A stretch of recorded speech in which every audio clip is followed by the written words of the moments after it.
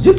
Yo, what is up guys? It's Katehi here from NMK Films, and today I'll be giving you some helpful tips on how to aid your filmmaking and get better video quality in your films or whatever you're doing in video basically. And if they come in handy, please give this video a thumbs up. Come down in the description if you want to see more videos like this. Without further ado, let's get into it.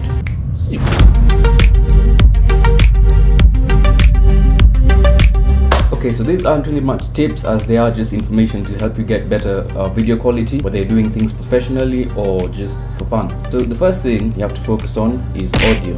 Now this is at the top of my list of things that are useful to making your videos much better and have much higher quality. I know you probably think maybe, oh, I need better image quality, I need to get 4K, I need to get crazy lens, but I think the number one thing that people need to focus on is audio. Audio is a very key feature in getting a good film or a good production. Try as much as you can to stay away from things like inbuilt mic. Right now I'm recording off the camera, it's using its microphone, but I'm just using that for scratch audio. I'm not going to use it however for a serious production. I might use it like for vlogging and stuff, but I don't expect the quality to be great. There are some cameras that do come with really great inbuilt microphones, but don't rely on those too much. So you want to get yourself some external audio. Let's say maybe you don't want to go full professional, maybe you're just a vlogger or you want to start vlogging or something like that.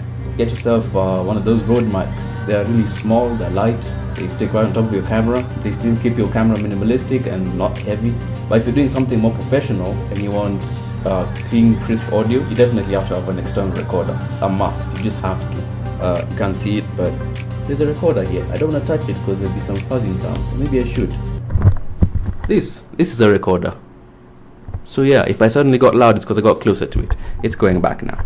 So that's a Zoom H4n, it's an external recorder, and we use that to record audio for our films. Wewe ndio ulisema utafuata dini hadi mwisho. Hii ndio dini. Tunasaidia maji tatu na naweza kuona mandazi. Imam alisema tunaenda Somali tu. Hii mambo ya kuua watu mistaki. Yeah. I don't trust that malevolent piece of... Now, are we together? So, he was bewitched? No. So yeah, get yourself an external recorder. If you're going professional, you have to have professional audio. And even still, that's not enough. You could use the recorder and then hook it up to a boom mic and then forget to press record on this and it doesn't record anything. That's happened to me a lot of times. So that's another tip. Have backups of audio. This is important. Have backups for audio. If you're going to do interviews, if you're going to do weddings, documentaries, have backups for audio.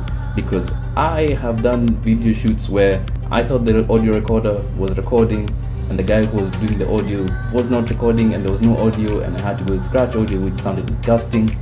So yeah, don't let that happen. Most professionals say that audio is like 50% of your video, not just focusing on extreme visuals and ooh, this looks great, ooh, that looks marvelous, ooh, it's so stunningly juicy. But if your audio is bad, well, basically no one's gonna like your video either way. And as an example, here's this with some delicious audio. Walai tena hiyo sigusi. Wewe ndio ulisema utafuata dini hadi mwisho. Hii ndio dini. Imam alisema tunaenda Somali tu. Hii mambo ya kuua watu mistaki. And then let's say I throw something not nice over that same video. This is how it sounds like now. Walai tena hiyo sigusi. Wewe ndio ulisema utafuata dini hadi mwisho. Hii ndio dini. Imam alisema tunaenda Somali tu. Hii mambo ya kuua watu mistaki. Yeah, so that's the difference. I know there's a lot of points in terms of regarding audio and stuff like that, but please bear with me. Second thing, so yeah, basically the second thing is lighting. You have to have good lighting in your videos, otherwise you have bad video. Couple of reasons why. One, bad lighting leads you to cranking up your ISO. Now if you don't know what that is and maybe you're not a professional and you're just starting out in the video or you won't start in video, basically your camera, if there's not enough light, will try to digitally expand the amount of light it can see, and that causes a lot of distortion and noise and grain and disgusting footage. So Basically, have good lighting. That's a key feature. But let's move on to another thing. If you have lighting and you still use it badly, you're not doing anything for yourself. So basically, if you had 3 lights and you pointed them all at your talent or your actor, the interviewee, like this, just boom, and just hit them in the face with that light, it's not going to be good. I mean, it's going to be a lot, but it's going to look nasty. So if you want a good image, you know you have a key light, a fill light, and sometimes a backlight. There's different kinds of lighting setups: 3-point lighting, 4-point lighting, and all that other garbage. Spotlights, what lights, I don't know. Anyway, using your lights to your advantage. I talked about not having light, but there's also key features in having lights. You can have lights, but not using them properly won't make a difference. This will be reflected in the final image. It looks more professional, looks more artistic, looks much better if you're lighting well. So even if you have a lot of lights, make sure you're using them well. Next tip. So one of the things you need to know is the camera you're going to choose for your kind of work. So what do I mean by this? Right now I'm using a Panasonic GH4 in 4K, and I don't need that 4K. But you know why I'm using in 4K and I can shoot in 1080p? Because of this. This is where I'm shooting in 4K. I can crop in and get a closer image so it can be more interesting, have a variety of shots, so on and so forth.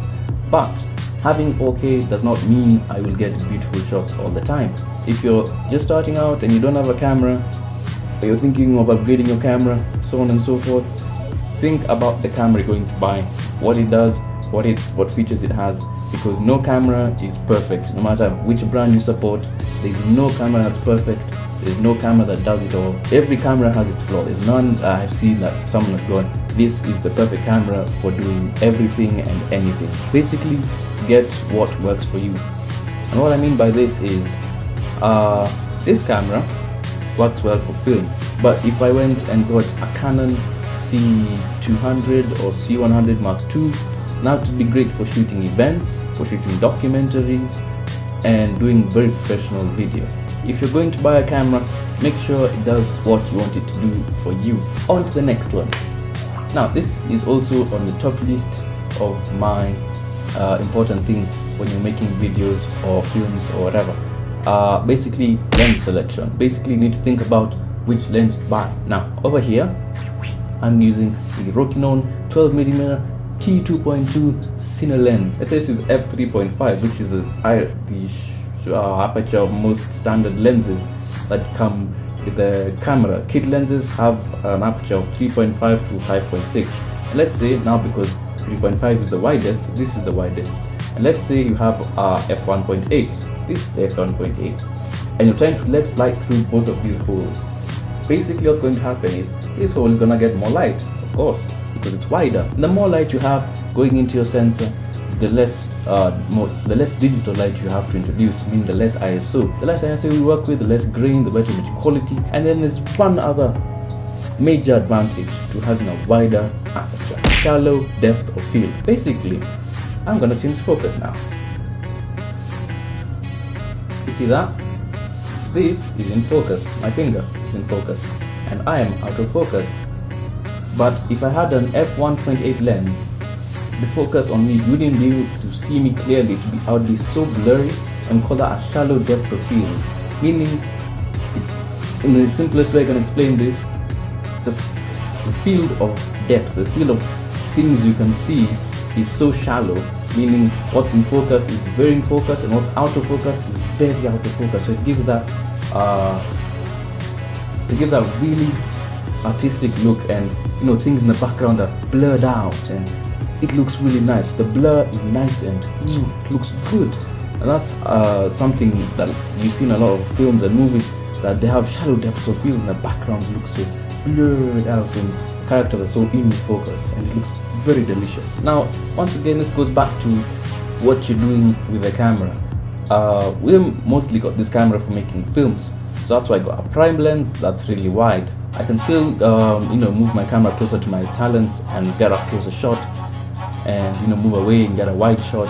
so on and so forth. But if I took this on a wedding, I'd really freaking suffer because I can't get close-up shots of the bride and the groom. So it really boils down again to what you're doing.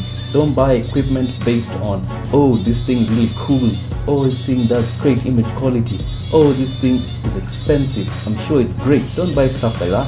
Buy stuff that suits your needs as a filmmaker, as a videographer, as a vlogger, whatever. Tip number 5, this is 10, this is 5. So tip number 5, invest in